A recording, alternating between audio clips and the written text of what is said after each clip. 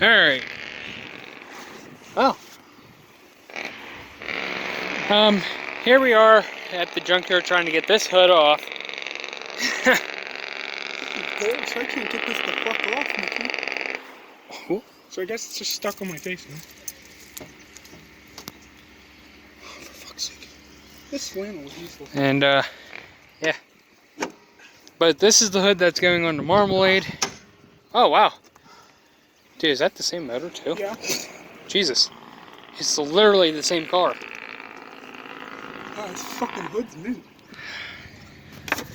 Awesome. And look at that. Oh, it's got a light. Alright. It's got good fucking neat here. And we figured out something. My key Literally unlocks the door. I'm dead ass. unlocks the driver door, but not the passenger door or the trunk.